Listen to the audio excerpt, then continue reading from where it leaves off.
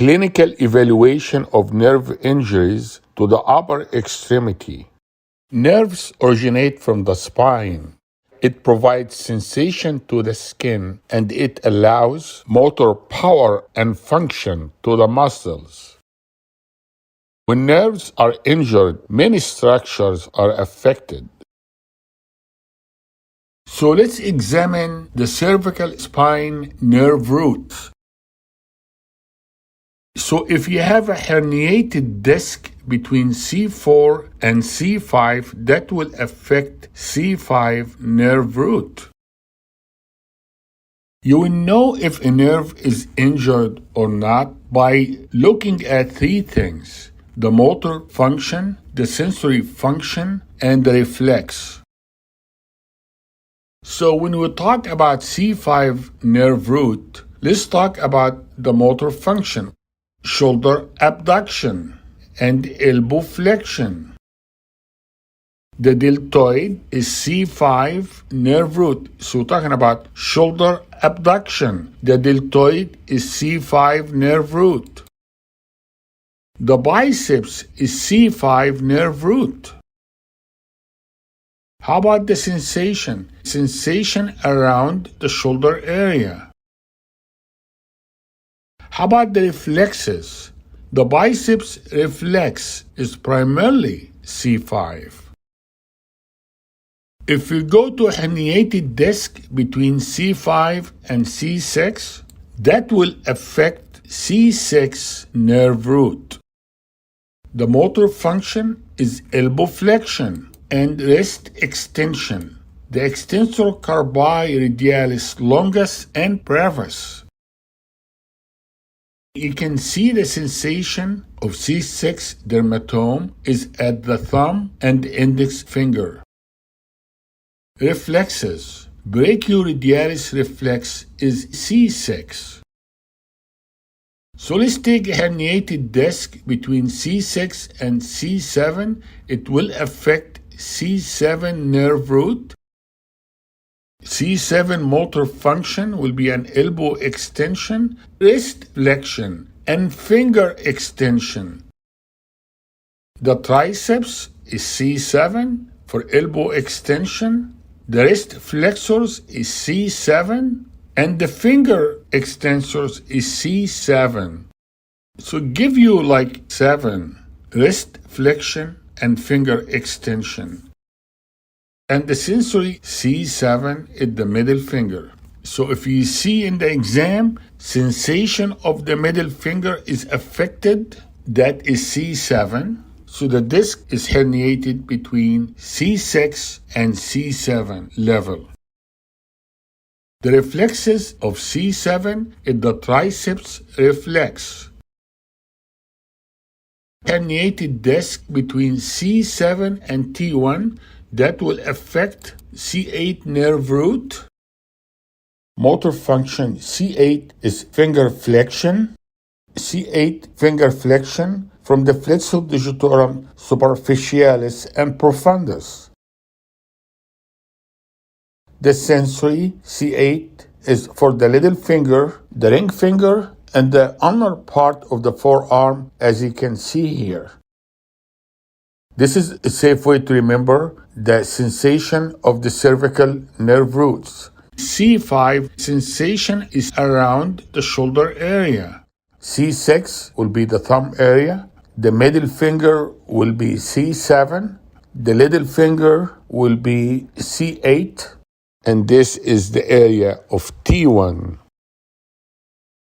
How about a disc herniation between T1 and T2? A disc herniation between T1 and T2 will affect T1 nerve root. The motor involved will be abduction and adduction of the fingers. And you can see the areas of sensation of T1 is around the medial aspect of the elbow. This is a chart summarizing the nerve root and the important nerve function of every nerve root. Let's now see the brachial plexus and discuss the injuries and the result of injuries to the structures of the brachial plexus. And we're going to start by the medial winging of the scapula. The medial winging of the scapula occurs due to injury of the long thoracic nerve. The long thoracic nerve comes from C5, C6, C7. It is a long nerve, and it supplies the serratus anterior muscle.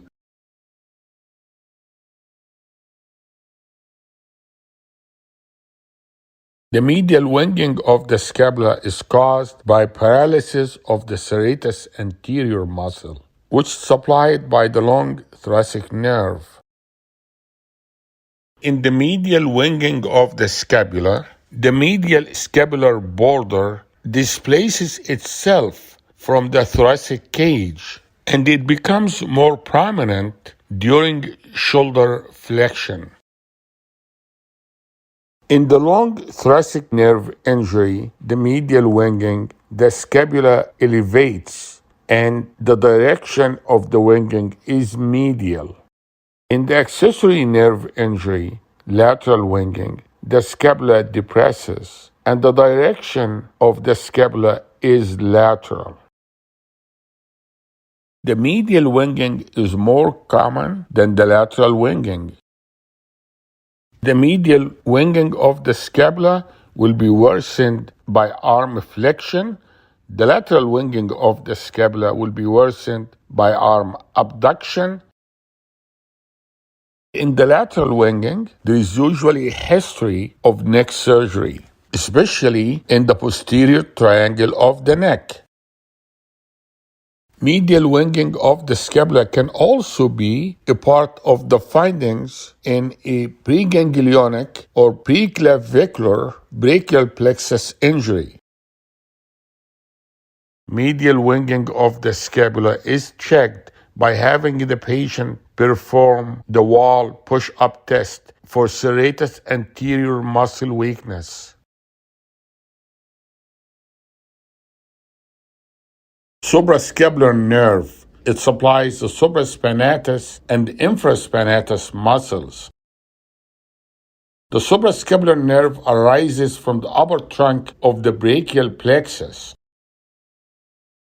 The suprascapular nerve passes under the transverse scapular ligament at the suprascapular notch. Here you can see the transverse scapular ligament, and you can see the artery runs above the ligament and the nerve runs below the ligament. The artery and the nerve join and then pass through the sphenoglenoid notch under the inferior scapular ligament, as you can see here. The suprascapular nerve gives branches to the supraspinatus muscle and branches to the infraspinatus muscle. Nerve compression at the suprascapular notch affect both muscles, causing decrease in abduction of the shoulder and loss of external rotation of the shoulder with the arm to the side. Nerve compression at the sphenoglenoid notch affect only the infraspinatus muscle, causing loss of external rotation of the shoulder. The sphenoglenoid notch compression can occur in volleyball players and is usually associated with ganglion cyst or slap tears. The infraspinatus muscle is the primary external rotator of the shoulder.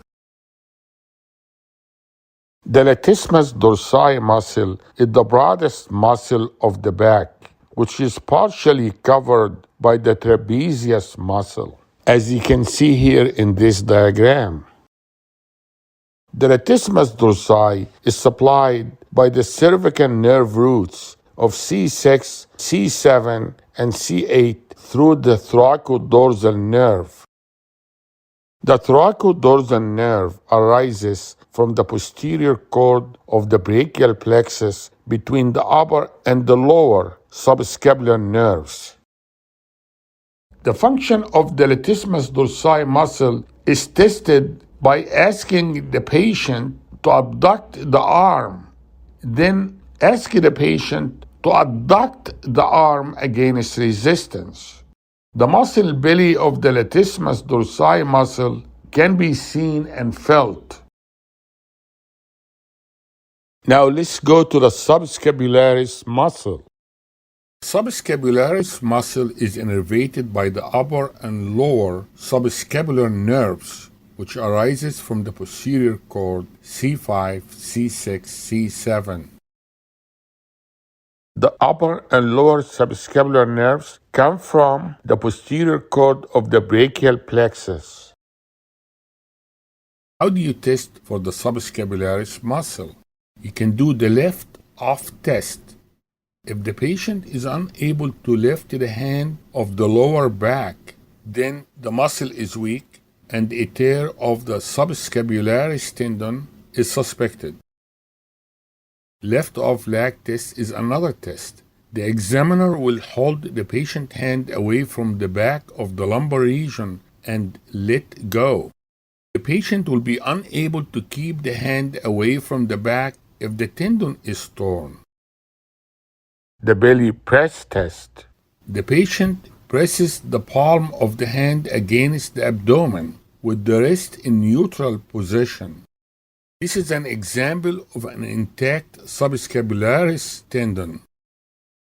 A positive sign for the belly press test occurs if the patient is unable to press his belly without wrist volar flexion or without the elbow falling posteriorly. The teres major is supplied by the lower subscapular nerve. The upper and lower subscapular nerves come from the posterior cord of the brachial plexus.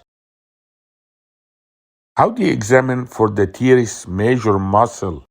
The patient is abducting the elevated upper arm against resistance.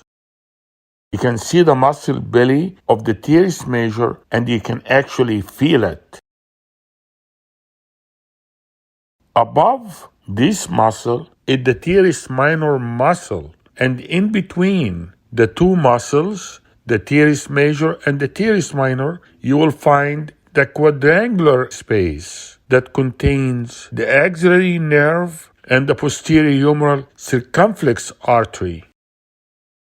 A vague pain posteriorly in this location may indicate entrapment of the axillary nerve in the quadrangular space.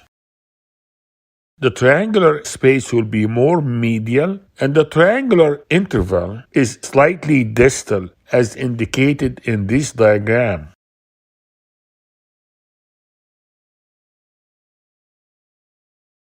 The teres minor is a narrow muscle which originates from the posterior lateral surface of the scapula, and it inserts into the greater tuberosity of the humerus. The teres minor is innervated by the posterior branch of the axillary nerve. Here you can see in this diagram the posterior branch of the axillary nerve supplying the teres minor. It is the same nerve that gives cutaneous innervation to the lateral part of the shoulder. The teres minor contributes to important anatomical spaces in the posterior part of the shoulder. The teres major contribute to three important anatomical spaces. The teres minor, the smaller muscle, contribute to only two important anatomical spaces. A good way to see the teres minor muscle is on the sagittal view of the MRI, as you can see here. The infraspinatus is the main external rotator of the shoulder with the arm to the side. The arm is abducted. The teres minor muscle is the main external rotator of the shoulder with the arm abducted. Clinical examination. The horn blowers test. The test is used to determine the strength of the teres minor muscle. The patient and the examiner are both standing and the patient's arm is elevated to 90 degrees. The patient's elbow is then flexed to 90 degrees, and the patient is asked to laterally rotate the shoulder. Weakness and or pain against resistance signals a positive test. The axillary nerve. The axillary nerve is the most commonly injured nerve due to shoulder dislocation. It occurs in about 5% of shoulder dislocations. After shoulder dislocation, the patient will be unable to abduct the shoulder and the deltoid will have no muscle tone. The supraspinatus muscle will be firing, and you will have decreased sensation or absence of sensation on the area of the lateral shoulder. After shoulder dislocation, if you can abduct the shoulder, rule out rotator cuff tear and examine the shoulder sensation. There's another scenario when the intact rotator cuff muscle may abduct the shoulder and confuse the examiner. It is important to check the sensation over the shoulder area. Regardless, if the rotator cuff is intact or torn, the sensation over the skin of the lateral shoulder will tell you if there is an axillary nerve palsy or not. Injury of the axillary nerve varies from neuropraxia to complete tear of the nerve. After passing through the quadrangular space, the axillary nerve divides into an anterior and a posterior division. The anterior division curves anteriorly under the deltoid muscle, and the anterior division supplies the anterior and the middle part of the deltoid, and the posterior division supplies the teres minor muscle and the remaining posterior part of the deltoid muscle, as well as the skin over the shoulder. The anterior branch of the axillary nerve is located 5 to 7 centimeters distal to the lateral edge of the acromion. Don't exceed deltoid splitting approach more than 5 centimeters below the acromion, or you may risk injury to the axillary nerve. How do you examine for the axillary nerve injury?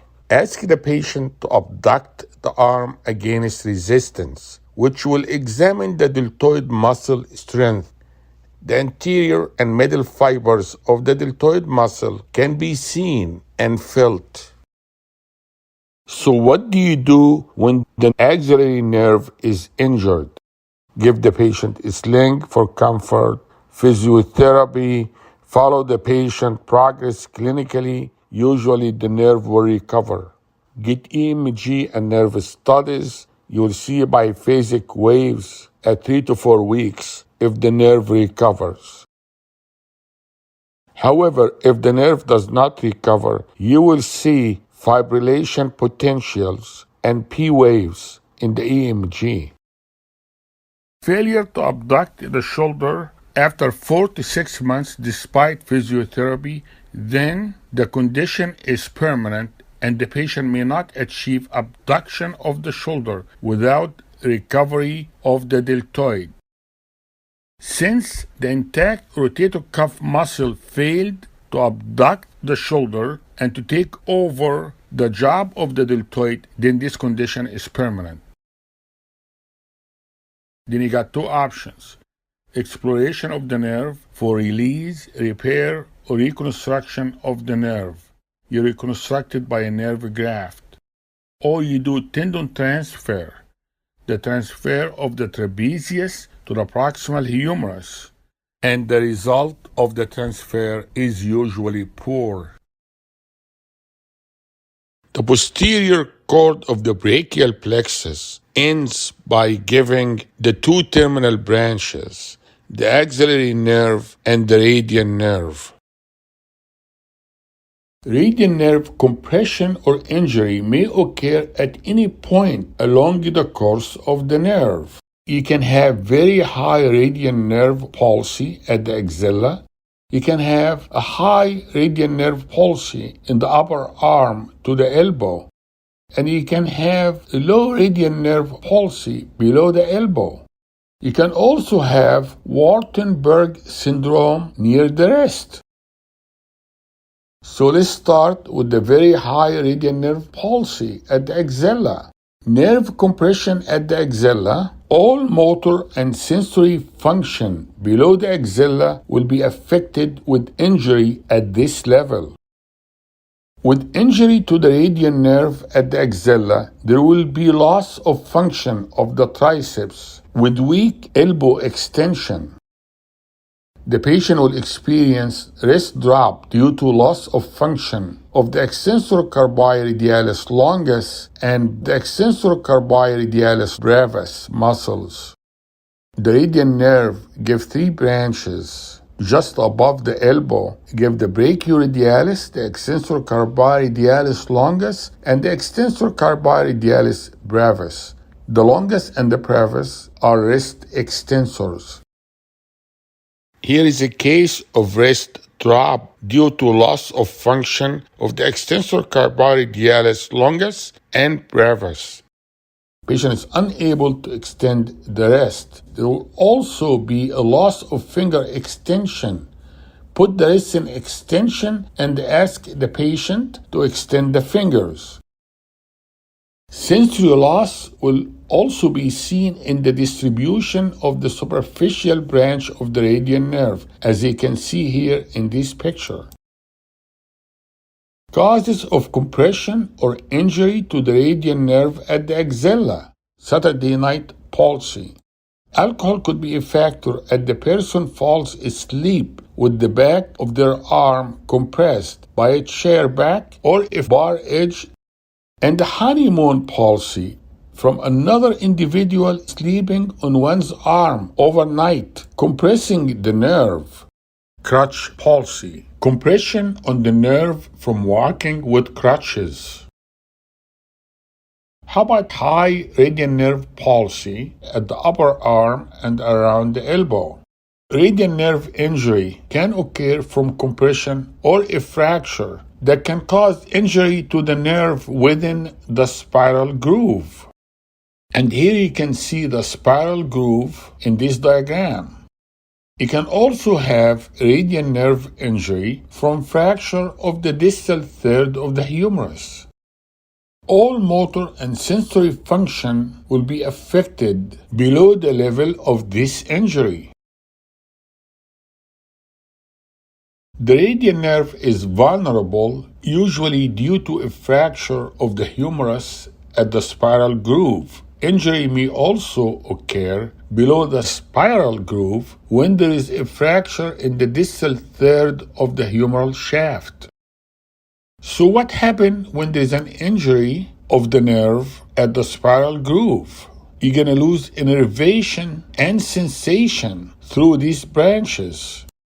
The same pattern of injury also will occur if there is injury just above the elbow. So what is Holstein-Lewis fracture? It's an injury to the radial nerve at the distal third of the humerus, and it will cause wrist drop and weakness of finger extension. Sensory loss will also be seen in the distribution of the superficial branch of the radial nerve. How about low radial nerve palsy below the elbow? Causes entrapment of the posterior interosseous nerve at the arcade of Froch. This is one of the most important causes. The arcade of Froch is a site of radial nerve entrapment, which may cause injury of the posterior interosseous nerve. Here you can see the superficial branch of the radial nerve, and you can also see the posterior interosseous nerve, and the how entrapment is at the proximal edge of the supinator. With injury to the posterior interosseous nerve, the patient will experience difficulty with extension of the fingers only. The patient will be able to dorsiflex the wrist. There will be no wrist drop. There will be loss of finger extension. Make sure you ask the patient to extend the wrist first when examining finger extension. That will clearly show weakness of finger extension during the exam. Fracture dislocation around the elbow. Montagia fracture. It is a fracture of the proximal third of the ulna with dislocation of the radial head. Montagia fracture can cause compression to the posterior interosseous nerve. So the motor function below this area will be affected by the injury. The posterior interosseous nerve is purely motor and no sensory loss. Neurovascular examination is very important because nerve injury, especially injury to the posterior interosseous nerve, is not uncommon. And if it happens, the treatment is usually to observe the patient. Examine the patient on presentation by examining the patient for loss of finger extension. Wartenberg's syndrome, entrapment of the radial nerve around the wrist. Compression of the superficial branch of the radial nerve around the wrist area. The pain is located approximately 8 cm proximal to the radial styloid. Wearing a wrist watch may irritate the nerve. The nerve is located between the brachioradialis muscle, volally, and extensor carpi radialis longus on the lateral side and slightly dorsal. Here you can see the Wartenberg's point. Patient will complain of pain and paresthesia on the dorsum of the hand with positive Teres sign. How do you examine for the radial nerve function? You can examine the radial nerve by multiple tests. For example, testing the triceps. The patient is flexing the elbow and ask the patient to extend the elbow against resistance. You can feel and see the long and the lateral head of the triceps muscle. Also, for the radial nerve, we can examine the extensor carpi radialis longus. Ask the patient to extend and abduct the hand at the rest against resistance. The extensor carpi radialis longus muscle and tendon can be seen and felt. Also for the radial nerve, we can examine the brachioradialis. Flex the forearm against resistance with the forearm in neutral position between pronation and supination. The brachioradialis muscle can be seen and felt. The musculocutaneous nerve. The musculocutaneous means that it supplies muscle and has a cutaneous branch. When we say muscle, we're talking about the biceps.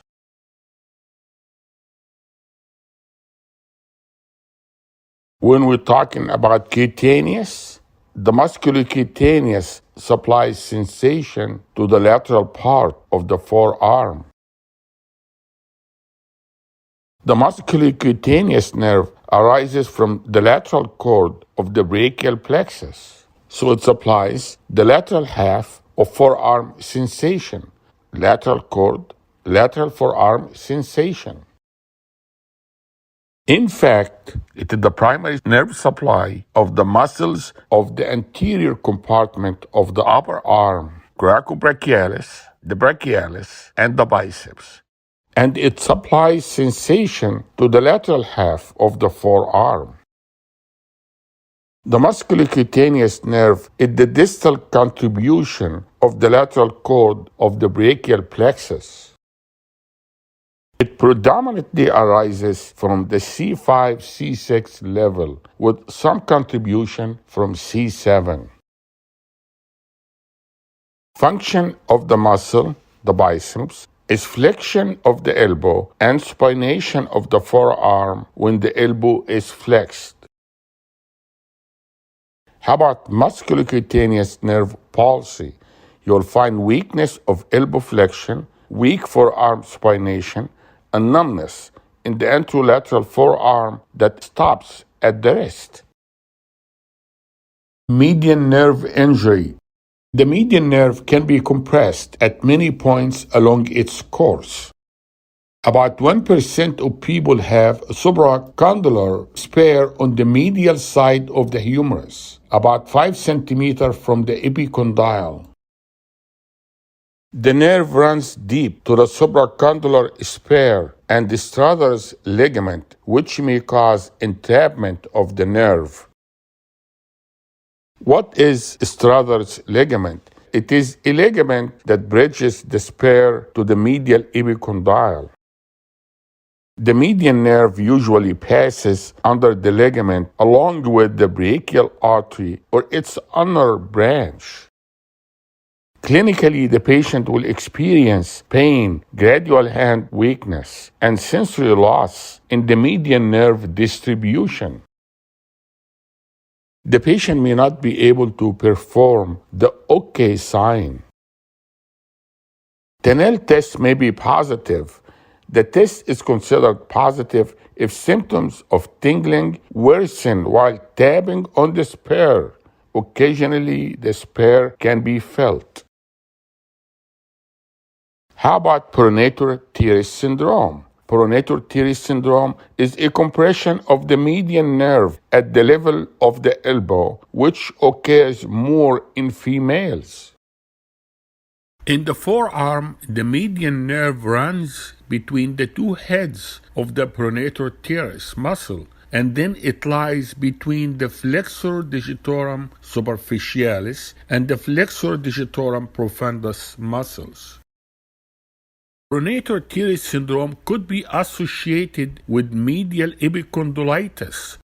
The principal symptoms of numbness in the radial 3.5 fingers, as well as thenar weakness, may be mistakenly attributed to carpal tunnel syndrome, but it is not a carpal tunnel syndrome. Potential sites for entrapment of the nerve include: the most common cause is due to compression of the median nerve between the two heads of the pronator teres muscle. It occurs in people who perform repetitive, forceful pronation of the forearm. Compression due to thickening of the bicipital aponeurosis. The aponeurosis crosses from lateral to medial over the antecubital fossa, and it may irritate the median nerve. Compression of the nerve from the fibrous arch of the origin of the flexor digitorum superficialis. Clinical presentation. Paresthesia in the lateral 3.5 fingers may occur with compression of the median nerve at the elbow region. Symptoms are similar to carpal tunnel syndrome, but the symptoms are worse with rotation of the forearm.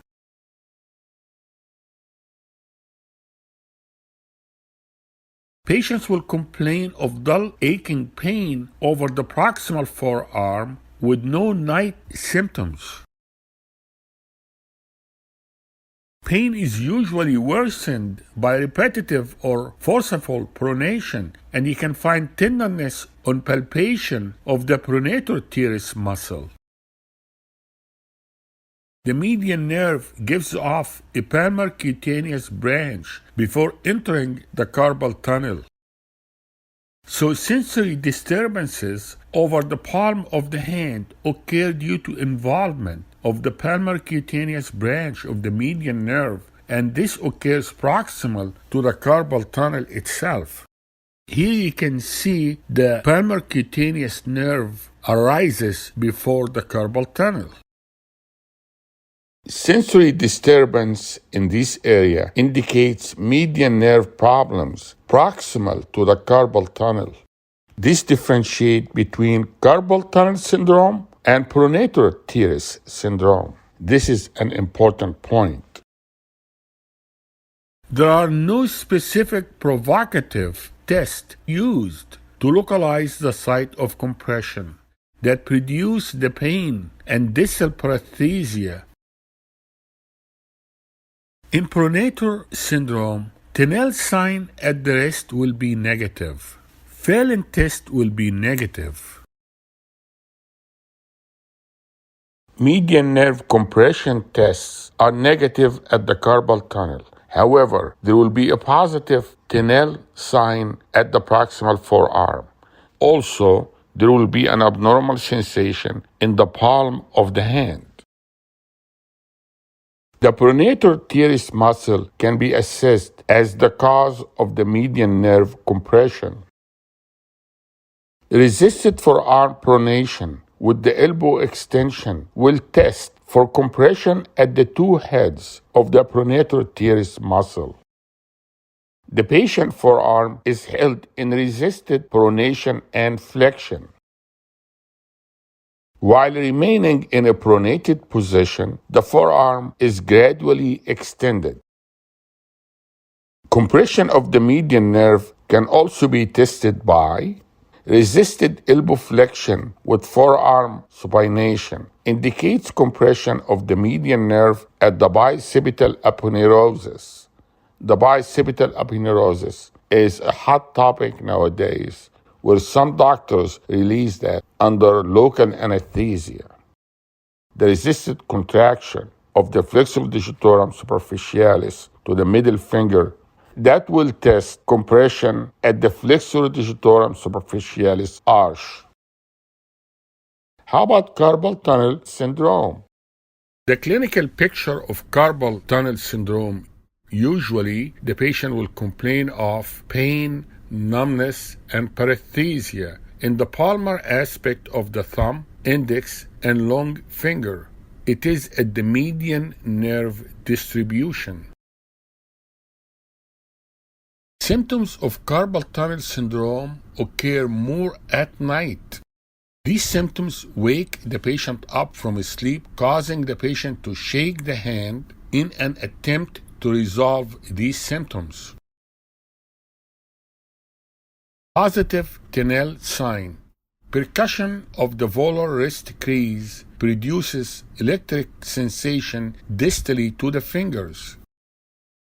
Phalen test is usually positive. How Phalen test is done? It is done by flexing the wrist for 60 seconds. This will increase the carpal tunnel pressure temporarily and produce the symptoms. If the test is positive, the patient will have numbness and tingling in the hand and wrist. Positive compression test, Darkins test. This is the most sensitive test. The examiner places even pressure with two thumbs directly over the patient's median nerve in the carpal tunnel for about 30 seconds.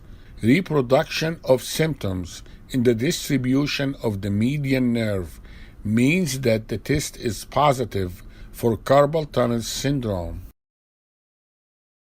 A self-administered hand diagram is extremely helpful. It is the most specific test for carpal tunnel syndrome. The patient should highlight the areas where they are experiencing the symptoms. Patient may complain of thenar atrophy, weakness, or clumsiness of the hand. The patient history and examination is an indication for carpal tunnel syndrome. Carpal tunnel syndrome is a clinical diagnosis. The nerve is much like a truck passing through a tunnel. The nerve should be able to pass through the tunnel with ease and without friction. So if the tunnel is narrow, then the nerve cannot pass. And if you want the nerve to pass, then widen the tunnel. And we widen the tunnel by cutting the transverse carpal ligament, as you see here in this example. Anterior interosseous nerve injury. A patient with a high median nerve injury or anterior interosseous nerve injury can have two signs: the Benedictine sign and also inability to do the OK sign. So how do you do the Benedictine sign?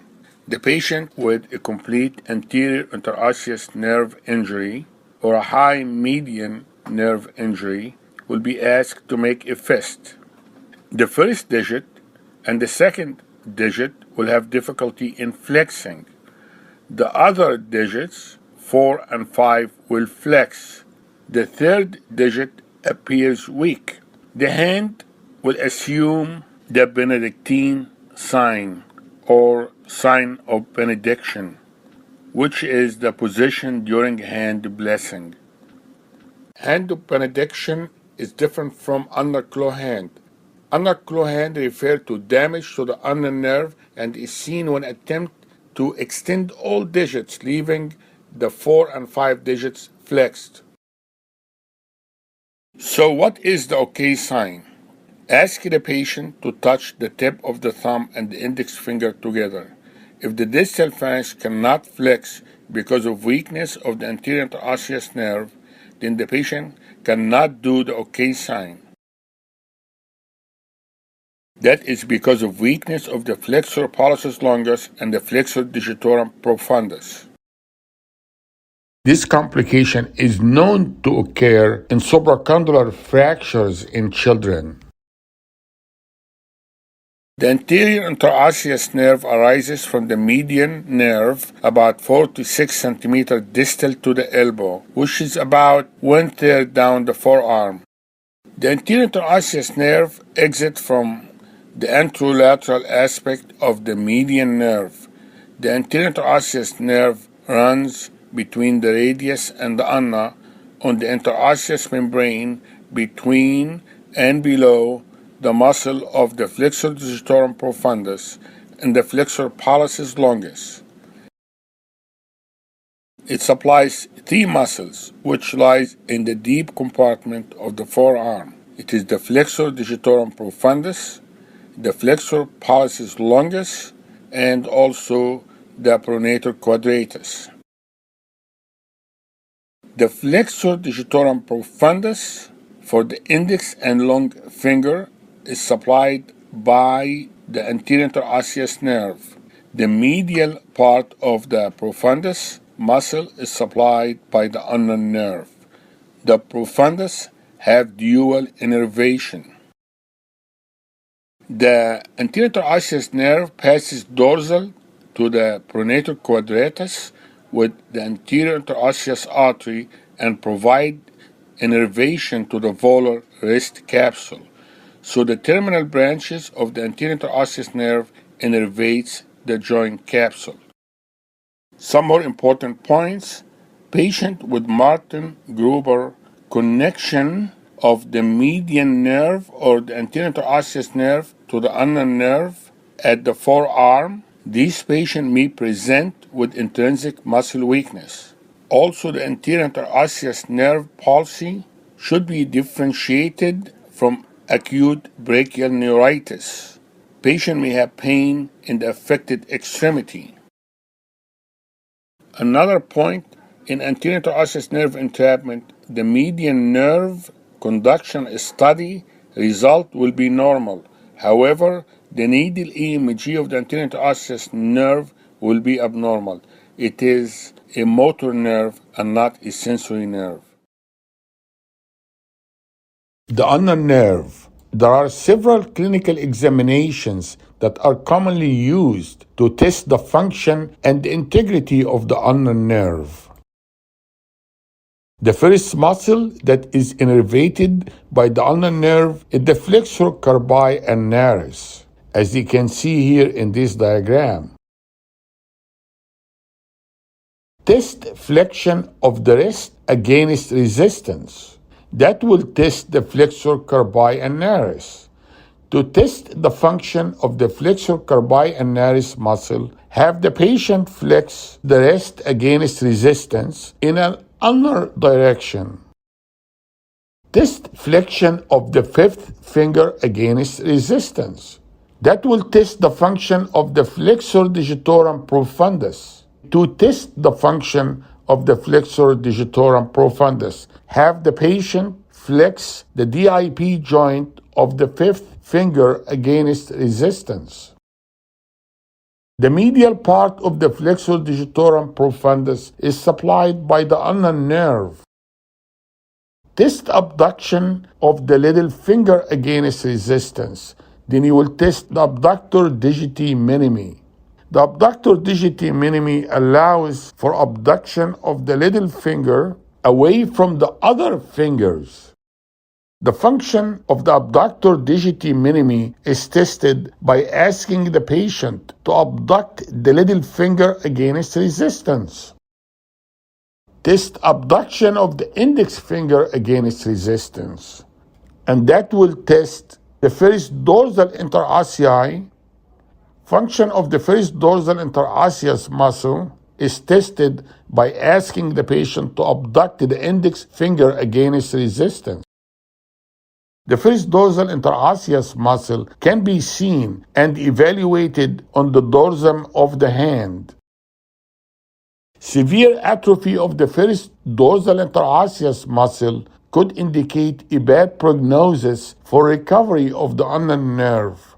This condition could be associated with a claw hand deformity. Always check for clawing of the fourth and fifth fingers. The ulnar claw hand deformity is a symptom of a lower ulnar nerve entrapment below the elbow, and typically causes flexion and clawing of the fourth and fifth fingers due to unopposed action of the medial part of the flexor digitorum profundus muscle. Froment sign. It relies on the adductor pollicis. When the adductor pollicis muscle is weak, thumb adduction will not occur. The Froment sign is used to test the function of the adductor pollicis muscle. Here is the examiner hand having a piece of paper in his hand. And when pinching a piece of paper between the thumb and the index finger, the thumb IP joint will flex if the adductor pollicis muscle is weak when there is an ulnar nerve palsy, as you can see on the left side of the screen in this patient. This is the normal pinching because of normal ulnar nerve.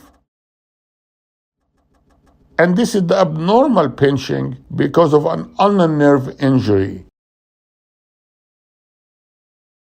As a result of the ulnar nerve entrapment and the injury, the patient is unable to cross or abduct the fingers. Abduction of the fingers comes from the palmar pad interossei. Abduction of the fingers comes from the dorsal dab interossei. At the elbow, the ulnar nerve travels through a tunnel of tissue, cubital tunnel, that runs under the medial epicondyle.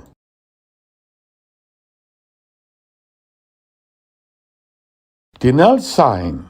It is a tapping technique performed to test for symptoms of the ulnar nerve entrapment at the elbow. You're testing for cubital tunnel syndrome. Elbow flexion test. The elbow flexion test is used to check for symptoms of cubital tunnel syndrome. The patient is asked to fully flex the elbow with the shoulder in some abduction. At the elbow flexus, the area of the cubital tunnel becomes narrow and compresses the nerve, as you can see here in this diagram. Holding this position may result in tingling or paresthesia in the ulnar distribution of the forearm or hand. In addition to elbow flexion, adding wrist flexion in an ulnar direction will aggravate the symptoms of cubital tunnel syndrome and induce paresthesia due to contraction of the flexor carpi ulnaris muscle. This is the ulnar nerve area of sensation. The palmar cutaneous branch of the ulnar nerve provides sensation to the palm of the hand. The finger sensation is provided by the superficial branch of the ulnar nerve. How about the dorsal sensation of the hand? The dorsal cutaneous branch gives innervation to the medial dorsal aspect of the hand and to the medial 1.5 fingers. Injury of the ulnar nerve in Guyon's canal. The Guyon's canal is approximately 4 centimeters long. Both the ulnar nerve and artery enter the Guyon's canal. The Guyon's canal contains the ulnar nerve with its superficial sensory and deep motor branches. The ulnar nerve compression neuropathy can occur in the Guyon's canal. The most common causes include volar ganglion cyst. The volar ganglion cyst may protrude and grow, which could compress the ulnar nerve. This is an illustration that shows the Guyon's canal in relationship to the carpal tunnel. If you have a ganglia or a cyst in Guyon's canal, it will definitely compress the ulnar nerve in this tight space. Compression of the deep branch of the ulnar nerve is important because this deep branch of the ulnar nerve innervates all of the interosseous muscle and the third and the fourth lumbricals. It also innervates the hypothenar muscles, the adductor pollicis muscles, and the deep head of the flexor pollicis brevis muscle. The adductor pollicis muscle weakness will give you a positive Fromen's test. The superficial branch of the ulnar nerve is mainly sensory. It gives the innervation to the fourth and fifth fingers on the volar aspect of the hand. This is an illustration of the area of sensation for the superficial and for the palmar branches of the ulnar nerve. What is the presentation and the symptoms of ulnar nerve injury in Guyon's canal? The patient may present with pain and paresthesia in the ulnar 1.5 digits, clawing of the fourth and fifth fingers, loss of the intrinsics. It normally flexes the MCP joints and extends the IP joints. In low ulnar nerve injury, the flexor digitorum profundus is working, flexing the fourth and the fifth fingers, and the intrinsics are not working, and this is causing the clawing of the fourth and fifth fingers. You may find atrophy and wasting of the first dorsal interosseous muscle. Test abduction of the index finger against resistance. There will be weak pinch. 70% of the pinch is lost due to loss of the adductor muscle. The Fromen's test will be positive due to weakness of the adductor muscle. And here you can see how the Fromen's test is done. When pinching a piece of paper between the thumb and index finger, the thumb IP joint will flex if the adductor pollicis muscle is weak due to ulnar nerve injury. The MRI is usually useful to evaluate the ganglion cyst. Ultrasound may be helpful, especially if you are concerned about vascular problems in Guyon's canal. If there is a ganglion cyst and you decompress it or remove it, the patient's symptoms will get better. Thank you very much. I hope that was helpful.